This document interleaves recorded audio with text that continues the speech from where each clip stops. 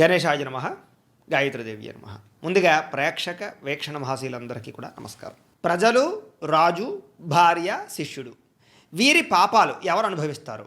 వీళ్ళు కనుక పాపాలు చేస్తే దాని తప్పు ఎవరిది? అలాగే లోభి, మూర్ఖుడు, గర్వంగా ఉన్నవాడు, పండితుడు వీళ్ళని అసలు ఎలా లొంగ తీసుకోవాలి అనే విషయాలని, అలాగే చెడు రాజ్యం, చెడు స్నేహం, చెడు భార్య, చెడు శిష్యుడు వీళ్ళు ఉంటే కనుక వీళ్ళని అసలు ఏం చేయాలి అనే విషయాలని, చాణక్యుడు ఏం చెప్పాడు అనే విషయాన్ని ఇప్పుడు మనం తెలుసుకునే ప్రయత్నం చేద్దాం. రాజా రాష్ట్రకృతం భుంక్తే రాజ్ఞ పాపం పురోహిత, భర్తాచ స్త్రీకృతం పాపం శిష్య పాపం గురుస్థధ. అంటే దీని అర్థం ఏంటి అంటే కనుక ప్రజల పాపాలని రాజు, రాజు పాపాలని పురోహితుడు, భార్య పాపాలని భర్త, శిష్యుడి పాపాలని గురువు అనుభవించాలి అని చెప్తున్నాడు. ఏమండి వీళ్ళ పాపాలు వాళ్ళు ఎందుకు అనుభవించాలండి అంటే కనుక సాధారణంగా ప్రజల పాపాలను రాజు అనుభవించాలి. ఎందుకంటే రాజు అంటే ఎవరు అంటే తండ్రి అని అర్థం కూడా వస్తుంది. ఇంచేతంటే కనుక ప్రజలు తప్పు చేశారు అంటే కనుక దానికి కారణం రాజు పాత్ర కూడా ఉండాలి. ఎందుకంటే రాజు ఎప్పటికప్పుడు ప్రజలు ఏం చేస్తున్నారు, దొంగతనాలు చేస్తున్నారా, దోపిడీలు చేస్తున్నారా, మానభంగాలు చేస్తున్నారా, హత్యలు చేస్తున్నారా, ఏం చేస్తున్నారు, ప్రజలు ఎలా ఉన్నారు, ధర్మంగా ఉన్నారా, అధర్మంగా ఉన్నారా అనేటటువంటి విషయాన్ని రాజు ఖచ్చితంగా చూడాలి, తెలుసుకోవాలి. కొంతమంది గూఢాచారులు అంటారు, అంటే ప్రస్తుత కాలంలో మనకి కోవర్ట్లు అంటారు, రకరకాలు అంటూ ఉంటారు.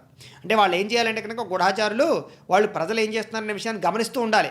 పన్ను సరిగ్గా కడుతున్నారా, లేకపోతే ధర్మం చేస్తున్నారా, అధర్మం చేస్తున్నారా, ఎవరెవరన్నా మోసాలు చేసుకుంటున్నారు, లేకపోతే మన రాజ్యంలో ఉండే విషయాలు పక్కకి చేరవేస్తున్నారా, ఇలా అనేక రకాలు ప్రజలు ఏం చేస్తున్నాడు అనేటటువంటి విషయాన్ని రాజు ఎప్పుడూ అబ్జర్వేషన్ చేసుకుంటూ ఉండాలి.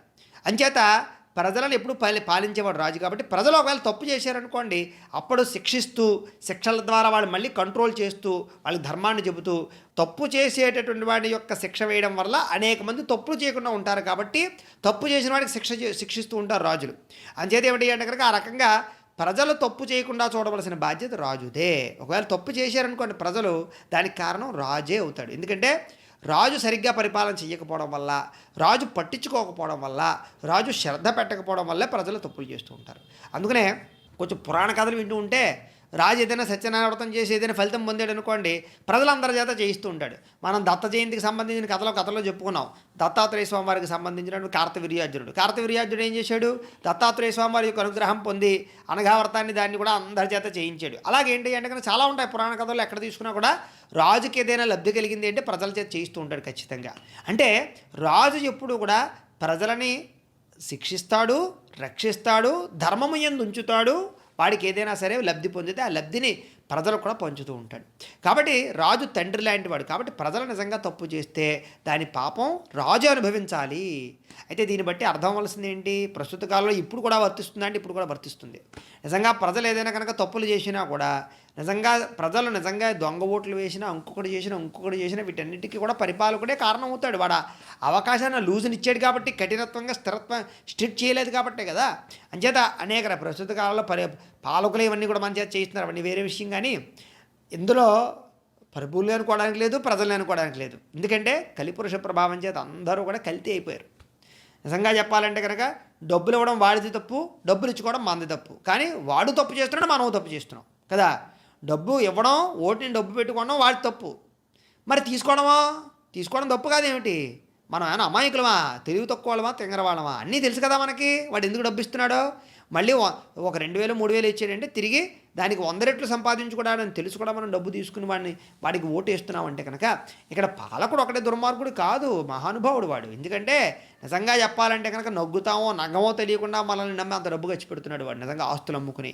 కానీ వాడికన్నా దుర్మార్గులు ఎవరంటే ప్రజలే. ఎందుకంటే వాళ్ళ గొయ్యలు వాళ్ళే తీసుకుంటున్నారు కాబట్టి. ఎదవది 2000కి 3000కి కకృతి పడి తెలిసి కూడా, విజ్ఞానం తెలిసి కూడా ఉత్తముడు కావాలంటే అక్కలేని మాటలు అరుగుల దగ్గర మాట్లాడి, కానీ డబ్బు ఇచ్చిన తర్వాత ఓటు వాడికే వేస్తున్నారంటే కనుక ఇక్కడ ఎవరు అంటే దుర్మార్గులు ప్రజలే కదా. అంటే దీన్ని బట్టి ఇక్కడ అర్థం అవ్వాల్సింది ఏంటి అంటే కనుక గతంలో అయితే కనుక ప్రజల తప్పు రాజు అనుభవించేవాడు. కానీ నిజంగా చెప్పాలంటే కనుక ప్రజల పాపం రాజు అనుభవిస్తాడు. కాబట్టి ప్రజలను ఖచ్చితంగా సరిదిద్దవలసిందే, అనుమానం ఏమీ లేదు, శిక్షించవలసిందే తప్పు చేస్తే.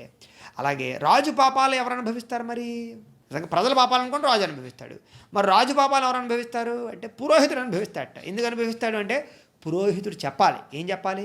ఓ రాజా నువ్వు తప్పు చేస్తున్నావయ్యా, రాజా నువ్వు వీళ్ళని ఎలా చూస్తున్నావయ్యా, ఒక వర్గం వాళ్ళు ఒకలా చూస్తున్నావయ్యా, నీ కులవని ఒకలా చూస్తున్నావయ్యా, ఇంకో కులవని ఒకలా చూస్తున్నావయ్యా, ఇలా రకరకాలయ్యా, ఇవన్నీ కూడా ఉండకూడదయ్యా, ఇది తప్పు అయ్యా అని పురోహితుడు చెప్పాలి. పురోహితుడు కంట్రోల్ చేయాలి. పురోహితుడు చెప్పినా సరే వినకపోతే దాని కర్మ మళ్ళీ రాజుదే, దాన్ని పక్కన పెడుతుంటే. అలాగే భార్య పాపాలని భార్య పాపాలు భర్త ఎందుకు అనుభవిస్తాడండి అంటే కనుక భార్యయా చెడు అయిన భర్త తప్పు. ఎందుకంటే భార్య కనుక నిజంగా తప్పు చేసింది అనుకోండి, చిన్నప్పుడు పిల్లలు తప్పు చేస్తే తండ్రి కూడా సంరక్షించారు. పెళ్ళయిన తర్వాత భార్య ఎవరి ఆధీనంలో ఉంటుంది? భర్త యొక్క ఆధీనంలో ఉంటుంది. కాబట్టి తప్పు చేసింది అనుకోండి, తప్పు చేయడం గల కారణం భర్తే అవుతాడు. కారణం ఏంటంటే నువ్వు సరిగ్గా పట్టించుకోవట్లేదా, నువ్వు ఆలనా పాలన చూడట్లేదా, ధర్మం చెప్పడం లేదా, న్యాయం చెప్పడం లేదా నువ్వు లౌకిక సమాజంలో ఉండే కొన్ని కథలు చెప్పి వృత్తాంతాలు చెప్పి నీ భార్యను మార్చుకోలేకపోయావా, కౌన్సిలింగ్ ఇవ్వలేకపోయావా, మీ భార్య తప్పు చేస్తూ ఉంటే వదిలేసావా. అంచేత భార్య తప్పు చేసింది అంటే కనుక నువ్వు సరిగ్గా క్రమశిక్షణలో పెట్టలేదు, లేదా ధర్మం చెప్పలేదు, లేదా నువ్వు సరైన నీతి చూపించలేదు, కాబట్టే నీ భార్య తప్పు చేసింది. కాబట్టి భార్య తప్పు చేస్తే సరిదిద్దుకోకపోవడం నీది పొరపాటు తప్ప భార్యది కాదు. కాబట్టి భార్య చేసినటువంటి యొక్క తప్పుకి పాపానికి శిక్ష భర్త అనుభవిస్తాడు. కాబట్టి ఇక్కడ భార్య తప్పు చేసినా భర్త సరిదిద్దుకోవాలి తప్ప వదిలే విడాకులు ఇచ్చేయి అని మాత్రం శాస్త్రం చెప్పలేదు, చాణక్యుడు అసలు చెప్పలేదు. చూసారా, పాపం అనుభవిస్తాడని చెప్పాడు. అంచేత అంత కఠినంగా మాట్లాడాడు. కాబట్టి ఇక్కడ తప్పు ఎవరిది అంటే భర్తదే. అలాగే శిష్యుని పాపాలు గురువు అనుభవిస్తాడట. ఎందుకంటే శిష్యుని కంట్రోల్లో పెట్టి శిష్యుడు తప్పు చేయకుండా ధర్మాన్ని బోధించి శిష్యుని క్రమశిక్షణలో పెట్టవలసినటువంటి బాధ్యత గురువుదే. కాబట్టి ఒకవేళ శిష్యుడు తప్పు చేస్తే ఆ పాపం ఎవరిది? గురువుదే పాపం అవుతుంది. అంటే వీళ్ళకి ఎంత కఠినమైనటువంటి శిక్షలు విధించారంటే వీళ్ళు ఎంత కంట్రోల్లో ఎంత ధర్మంగా ఉంటూ కింద వాళ్ళని ఎంత బాగా చూడాలో అర్థం చేసుకోండి. అలాగే మనం కూడా గురువుని గౌరవించాలి, భార్య భర్తని గౌరవించాలి, అలాగే రాజు పురోహితుని గౌరవించాలి, ప్రజలు రాజును గౌరవించాలి. ఈ గౌరవించడం ఉంటేనే వాళ్ళ మీద గౌరవపరమైనటువంటి మర్యాదలు ఉంటేనే ఇవన్నీ సాగుతాయి. కాబట్టి ఇవన్నీ గతంలో ఉండేవి, ఇప్పుడు అలాగ రాను తగ్గిపోవడం వల్లే ఎవరిని నమ్మలేని పరిస్థితులు కనపడుతున్నాయి. కాబట్టి అసలాకుతలం అయిపోతుంది వ్యవస్థ. కాబట్టి చాణక్యుడు నీతి శాస్త్రాలు చెబుతూ మనకి జీవితంలో మనల్ని ఉద్ధరించడానికి ప్రయత్నం చేస్తున్నాడు. చూడండి, వినండి. ఇంకా అద్భుతమైనటువంటి శ్లోకం ఇది. ఏమిటి అంటే కనుక రుణకర్త పితాశత్రు మాతాచ వ్యభిచారిణి భార్య రూపవతీ శత్రు పుత్ర శత్రుర పండిత. ఇది చాలా గొప్ప శ్లోకం. అయితే ఇక్కడ మనకి శత్రువులు ఎవరు? మన కూడా ఉండి, మన ఇంట్లో ఉండి, మన బంధువులు అయ్యి ఉండి, మన కూడా ఉండేటటువంటి బంధువర్గంలోనే శత్రువులు ఎవరు అంటే కనుక అప్పు చేసి తీర్చకుండా చనిపోయినటువంటి తండ్రి పుత్రులకు శత్రువుట. పిల్లలకు శత్రువు అవడు. పిల్లలకి తండ్రి ఎప్పుడు శత్రువు అవుతాడు?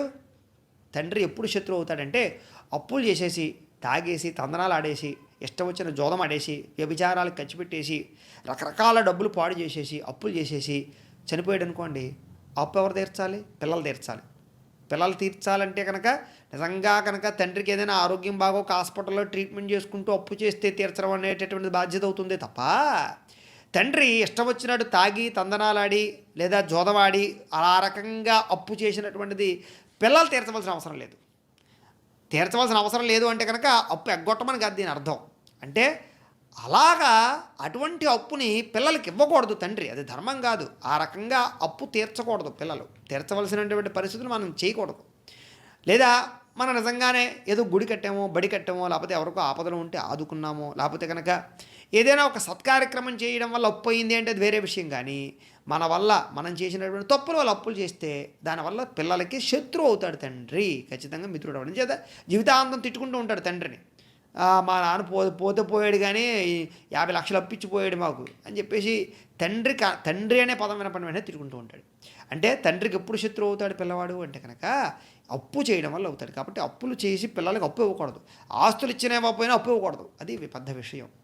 ఆస్తులు ఇచ్చినా కూడా ఈ రోజుల్లో తల్లిదండ్రులు సరిగ్గా చూస్తున్నారా అంటే అది వాళ్ళ సంస్కారాన్ని బట్టి, మనం పెంచినటువంటి పరిస్థితిని బట్టి ఉంటుంది. కాబట్టి అవన్నీ పక్కన పెట్టినట్లయితే ఈ రకంగా తండ్రి శత్రువు అవుతాడు పిల్లలకి. అలాగే తల్లి జారిణి అయితే తనయులకి ఆవిడ కూడా శత్రువు అవుతుంది. తండ్రి అప్పులు చేస్తే శత్రువు అవుతున్నాడు, మరి తల్లి ఎందుకు శత్రువు అవుతుంది అంటే జారిణి అంటే మనం పెద్దగా చెప్పుకోక్కర్లేదు. వ్యభిచార పనులు చేయడం, పరపురుష వ్యామోహం, భర్త లేనప్పుడు పక్క వాళ్ళతో విరమించుతూ ఉండడం, ఇలా రకరకాల వ్యవహారాలు చేయడం. ఇవి పూర్వకాలం చాలా అరుదుగా ఉండేవి, ఇప్పుడు ఎక్కువగా వినవలసి వస్తోంది. కాబట్టి ఈ విషయాలు మీ పిల్లలకి తెలియవు అని మాత్రం అనుకోకండి. మీ పిల్లలు అమాయకులు, ఇంకా 10th క్లాస్ చదువుతున్నారు, 8th క్లాస్ చదువుతున్నారు, 5th క్లాస్ చదువుతున్నారు అని కూడా అనుకోకండి. మీ పిల్లలు చాలా తెలివైన వాళ్ళు.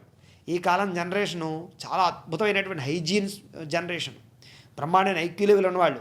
తల్లి ఎవరితో మాట్లాడుతోంది తండ్రి లేనప్పుడు అనే విషయాన్ని అర్థం చేసుకోనంత అమాయకంగా ప్రస్తుత కాలం పిల్లలు లేరు.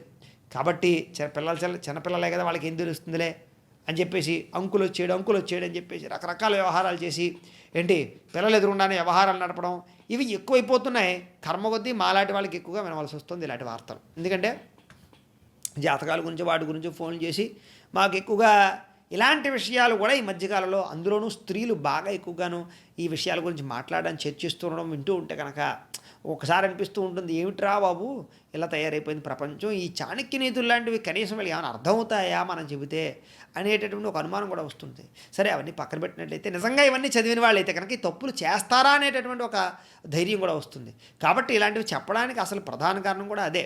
ఎందుచేతనయ్యా అంటే కనుక పిల్లలు శత్రువులైపోతారు జీవితాంతం తల్లిదండ్రులకి ఈ కారణాల చేత. జీవితంలో తల్లి అవకాన దశలో ఉన్నప్పుడు లేదా హాస్పిటల్ పాలైనప్పుడు సేవ చేయరు. బతుకున్నప్పుడు ఇన్ని ఎదవప్పలు చేసింది మా అమ్మ అంటారే తప్ప అయ్యో తల్లి అనే ప్రేమ రాదు. మనం చేసే తప్పుడు పనుల వల్ల మనం నిజంగా కష్టాల పాలైనా, నిజంగా రేపు పొద్దున్న మనం ఎవరినైనా ప్రేమించామనుకోండి, అప్పుడు తల్లికి ఏం చెప్పాలి, తండ్రికి ఏం చెప్పాలి, వాళ్ళు మాత్రం కాదా, వాళ్ళు మాత్రం తిరగలేదా అంట. ఇప్పుడు తల్లి నిజంగా కనుక ఇలాంటి జారిన పనులు చేసింది అనుకోండి, కూతురు కూడా రాత్రి లేటుగా వస్తుంది. అడగడానికి ఉండదు తల్లి, ఏ అమ్మాయి ఇంత లేటుగా వచ్చావంటే ఊరుకో నేను నువ్వేం చేస్తున్నావు నాతో చెప్పమంటావేటి అంటే, ఈ రకంగా తల్లి ఎప్పుడు పిల్లలకు లోకు అవుతుంది అంటే ఈ రకంగా. అంచేత తల్లి ఈ కారణం చేత పిల్లలకి శత్రువు అవుతుందట. తండ్రి ఏమో అప్పులు చేసి శత్రువు అవుతాడు, తల్లి ఏమో జారినైతే శత్రువు అవుతుందట. అలాగే భార్య రూపవతి శత్రువు. ఈ విషయం కొంచెం జాగ్రత్తగా అన్వయం చేసుకోవాలి తప్ప కంగారు పడిపోకూడదు ఈ విషయంలో. రూపవతి అంటే అందంగా ఉండడం వల్ల శత్రువు అవుతుంది అని ఒక రకంగా చెప్తే, అందంగా కనపడడానికి ప్రయత్నం చేసేటటువంటి భార్య శత్రువు అవుతుంది అని. ఇక్కడ భగవంతుడిచ్చిన అందం వేరు. భగవంతుడు ప్రతి మనిషికి వాడు చేసుకుని కర్మ చేత అందాన్ని ఇస్తాడు. జాతకంలో శుక్రబలాలు ఇవన్నీ కూడా కారణాలు అవుతూ ఉంటాయి. అవన్నీ పక్కన పెట్టినట్లయితే కనుక సహజ సిద్ధంగా ఉండే అందం వేరు, కానీ అందాన్ని ప్రదర్శించేటటువంటి అందం వేరు.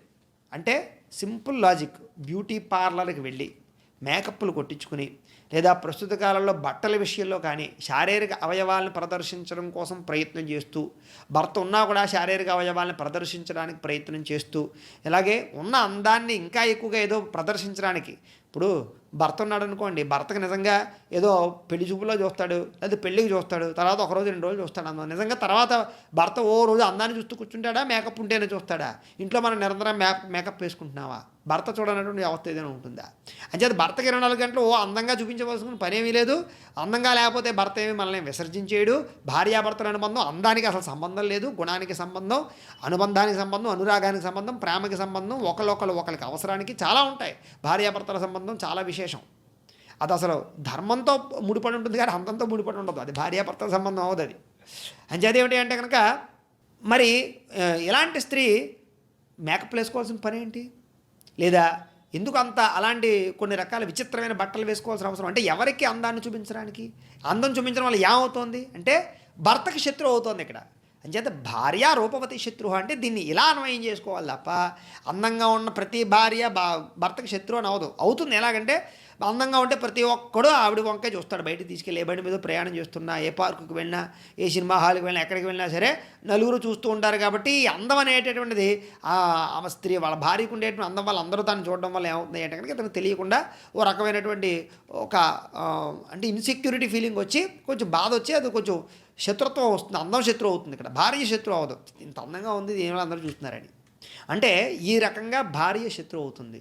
కానీ అది సహజ సిద్ధంగా వచ్చింది, భార్య తప్పు లేదు. కానీ భార్య తప్పు ఎప్పుడు అవుతుంది అంటే కనుక ఉన్న అందాన్ని ఇంకా పెంపొందించుకుని పక్కవాడికి చూపించడానికి ప్రయత్నం చేసినప్పుడు శత్రువు అవుతుంది. కాబట్టి ఆ రకంగా ఉండకూడదు అని చెప్తున్నాడు ఇక్కడ. అలాగే విద్వాంసుడు కానీ తనయుడు కూడా తల్లిదండ్రులకు శత్రువే. ఇప్పుడు మన వంతు వచ్చింది. పిల్లలు ఎప్పుడు శత్రువులు అవుతారు తల్లిదండ్రులకి? పిల్లలు కూడా శత్రువులు అవుతారు. ఎప్పుడు అవుతాయంటే కనుక చదువుకోకపోతే, విద్వాంసులు కాకపోతే అంటే అర్థం ఏంటంటే కనుక ఏదో సంగీత విద్వాంసులు, కళాకారులు, లేకపోతే ఏదో మామూలుగా వేద విద్వాంసులు అవ్వాలని కాదు దీని అర్థం. చదువుకోకపోవడం కూడా విద్వాంసులు అవ్వకపోవడం అని అర్థం. ఎప్పుడైతే పిల్లలు చదువుకోరో ఆటోమేటిక్గా తల్లిదండ్రులకు శత్రువులే, అనుమానం ఏమీ లేదు. అంచేత ఏమిటి అంటే కనుక పిల్లలు చదువుకుని తీరాలి, చదువుకుని ఉద్ధరింపబడాలి, తల్లిదండ్రులను పోషించాలి, సంఘంలో మంచి పనులు చేయాలి, కీర్తి ప్రతిష్టలు తీసుకురావాలి సంఘాన్ని యొక్క వాళ్ళ వంశానికి. కాబట్టి చదువుకోకపోతే వాళ్ళు ఖచ్చితంగా తల్లిదండ్రులు శత్రువులే. అంటే చాణక్యుడు చూడండి అందరినీ సమానంగా చెప్తాడు, అందరికీ బుద్ధి వచ్చేలా చెప్తాడు. ఎవరో ఒకళ్ళంటూ ఒకళ్ళు ఉండదు. కాబట్టి పెద్దవాళ్ళకి పిల్లలకి కూడా బుద్ధి చెప్తాడు. కాబట్టి అందరూ ఈ యొక్క వీడియోలు చూడాలి, అందరికీ చూపించాలి. అందుకనే ఈ విషయాలని, ఎందుకంటే అస్తమాటు చెప్పే విషయాలు కావు, అందరూ చెప్పే విషయాలు కావు. చాలా జాగ్రత్తగా అర్థం చేసుకుని ఇవి కనుక తెలుసుకుంటే జీవితంలో మనం మన జీవితాన్ని ఎలాగైనా మలుచుకోవచ్చు. ఇవి నిజంగా తెలుసుకున్నట్లయితే కనుక మన జీవితాలు నిజంగా మారుతాయి. కాబట్టి అంత గొప్ప శ్లోకాలు కాబట్టి విన్నవాళ్ళు కాస్త ప్రచారం చేయండి, పిల్లలకి చెప్పండి, వీన్ని అర్థం చేసుకోండి. అలాగే ఇంకో అద్భుతమైన శ్లోకం చెప్పాడు. లబ్ధమర్ధేన గృహ్ణీయాత్ స్తబ్ధమంజలి కర్మణ మోర్ఖఛందోను వృత్తేన యథార్థత్వే పండితం. అంటే దీని అర్థం ఏంటంటే కనుక లోభిని డబ్బిచ్చి, గర్విష్టివాడిని దొంగ నమస్కారాలు చేసి, మూర్ఖుడిని నువ్వు చెప్పినట్టే వింటాను అని, అలాగే సత్యాన్ని మాట్లాడడం వల్ల పండితుడిని వీళ్ళని లొంగదీయచ్చు అని. ఎవరెవరిని ఎలా లొంగదీయాలి? సాధారణంగా మన జీవితంలో ఎవరైనా లొంగ తీసుకోవాలంటే ఎవడెవరిని ఎలా లొంగ తీసుకోవాలో టెక్నిక్స్ నేర్పుతున్నాడు మనకి చాణక్యుడు. చూడండి, అంటే లోబు ఉన్నాడు, బాగా పిసిని కొట్టాడు. ఆ పిసిని కొట్టోడికి ముందర అడ్వాన్స్ 1000 రూపాయలు వాడేసామంటే చాలు, ఇంకా వాడు జాగ్రత్తగా మనం చెప్పిన మాట వింటూ ఉంటాడు. లోబికి ఎప్పుడు కూడా డబ్బు ప్రీతి బాగా ఎక్కువగా ఉంటుంది, డబ్బు ఇచ్చి వాడిని లొంగ తీసేసుకోవచ్చు. అలాగే మహాగర్విష్ఠులు ఉంటారు కొంతమంది, మహాగర్వం, విపరీతమైనటువంటి గర్వం ఉంటుంది, అహంకారం ఉంటుంది. వాళ్ళకి ఏమిటంటే హాయ్ నమస్కారం బాబు దండి, వాడికి దొంగ నమస్కారాలు పెట్టాలట. ఎప్పుడైతే ఈ నమస్కారాలు పెట్టామో వాడు నన్ను చూడి అలా గౌరవిస్తున్నాడు వీడు అని వాడు వచ్చినటువంటి పని వాడు చేస్తాడు, 100 బదులు 200 ఇస్తూ ఉంటాడు వీడు. అంటే ఒకడు గర్విష్టి అని మనం తెలుసుకున్నాం అంటే కనుక మనకి సమాజంలో కొంతమంది కనపడుతూ ఉంటారు కదా, తెలిసిపోతారు, గర్విష్టి అని తెలిసిపోతూ ఉంటారు. వాడికి ఏమిటంటే అంటే వచ్చిన వెంటనే ఓ సలాం, నమస్కారం, గుడ్ మార్నింగ్, నమస్కారం ఇలా ఒంగి ఎలా అంటే కంట్రోల్ అయిపోతాడు. ఇంకా వాడికి కావాల్సింది ఏంటంటే పక్కవాడికి నమస్కారం కావాలి. వాడికి గర్వం అనేటటువంటిది రీత్యా అవతలవాడు మనకన్నా తక్కువగా ఉన్నాడా లేదా అనేది చూసుకుంటాడు వాడు. కాబట్టి గర్విష్టికి నమస్కారం అనేటటువంటిది ఇచ్చి లొంగలు తీసుకోవచ్చు వాడు. ఆ తర్వాత మనం ఏం చెప్పినా వింటాడు, ఎందుకంటే మనం దండం పెట్టేసాం కాబట్టి, నమస్కారం పెట్టేసాం కాబట్టి, వాడికి కావాల్సింది నమస్కారం కాబట్టి మళ్ళీ పెడతాడో పెట్టడో అని చెప్పేసి వీడు ఏ పని అడిగితే చేసేస్తాడు గర్విష్టి. కాబట్టి గర్విష్టికి నమస్కారంతో లొంగ తీసుకోవచ్చు గర్విష్టిని. అలాగే మూర్ఖుడు ఉన్నాడు అనుకోండి, వాడిని ఎలా లొంగ తీసుకోవాలంటే, మూర్ఖుడు వాడు ఇలాగే చెప్తాడు, వాడు అనుకున్నదే చెప్తాడు. సరే నువ్వు చెప్పినట్టే చేద్దాం దాన్ని ఉంది, మనం చేయాల్సింది మనం వేరే చేసేస్తాం. కానీ మూర్ఖుని మెప్పించాలి, మూర్ఖుని లొంగ తీసుకోవాలంటే కనుక వాడు చెప్పింది ముందర అవును అనాలి. వాడు చెప్పేది కరెక్ట్ కాదు, వాడు చెప్పేటటువంటి తప్పు చెప్తాడు, కానీ ఇలా వెళ్ళొద్దురా అలాగే వెళ్దాం, అలా వెళ్తే కొంచెం లాంగ్ అవుతుందేమో అండి అని అనకూడదు. మూర్ఖుడు వాడు విండ కాబట్టి ఏదో చెప్తాడు కాబట్టి నువ్వు చెప్పిన రూట్లోనే వెళ్దాం, దాన్నే ఉంది, అలాగే పోదాం, రెడీగా ఉండు. కానీ తర్వాత మనం అనుకున్నాం కానీ కుదరలేదు అని చెప్పేసి మనం వెళ్ళవలసిన రూట్లోనే మనం వెళ్ళాలి. అంటే మూర్ఖుడిని ఈ రకంగా చెప్పి మనం వాడిని మెప్పించి మనం లొంగ తీసుకోవచ్చు.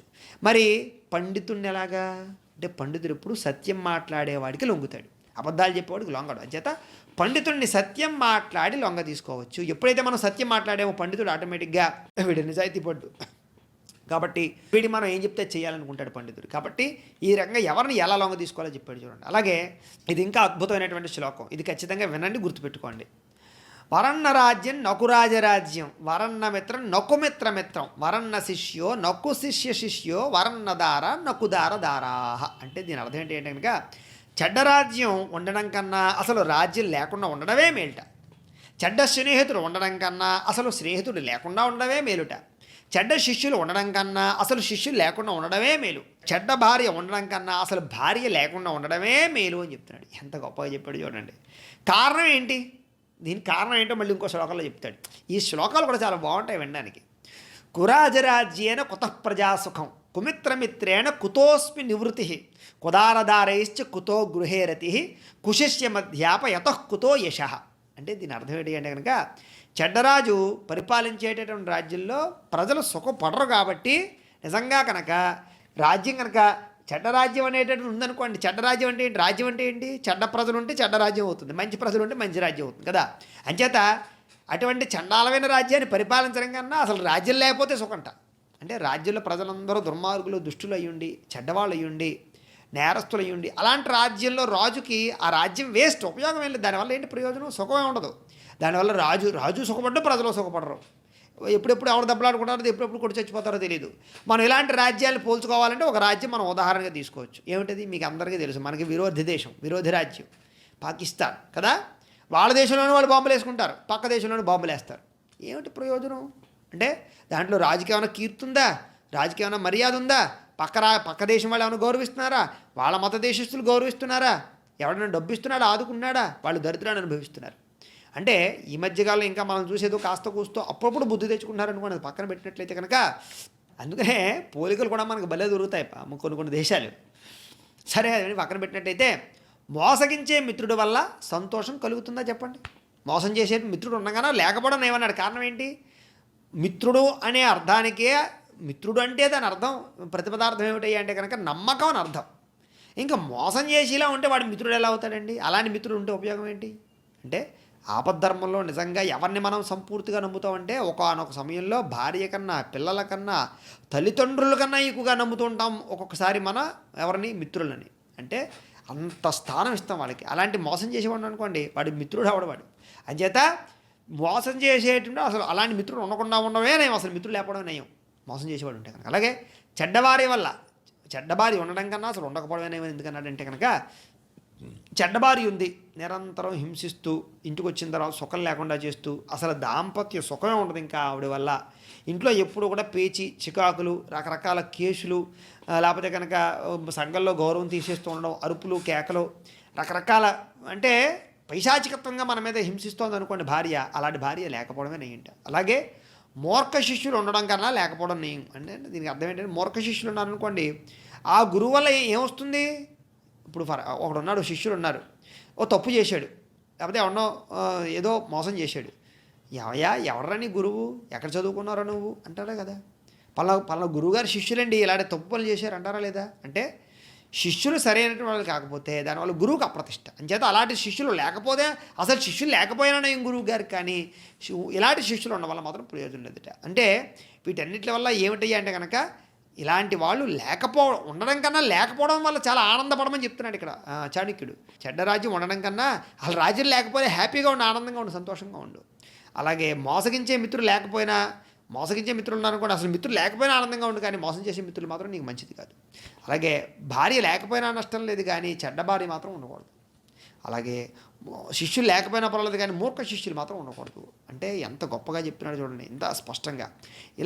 ఇలాంటి విషయాలు చాలా చెప్పాడు. ఇవన్నీ కూడా మనం వినడం, మన పిల్లలకు నేర్పడం, వీటి ప్రచారం చేయడం చాలా ముఖ్యం. దీనివల్ల ప్రపంచ జ్ఞానం వస్తుంది, చాలా మనకు తెలియని ఎన్నో విషయాలు ఇవన్నీ కూడా. కాబట్టి ఇలాంటి విషయాలన్నీ కూడా మనం ఇంకా ఉన్నాయి, అవి తదుపరి వీడియోలో మనం తెలుసుకునే ప్రయత్నం చేద్దాం.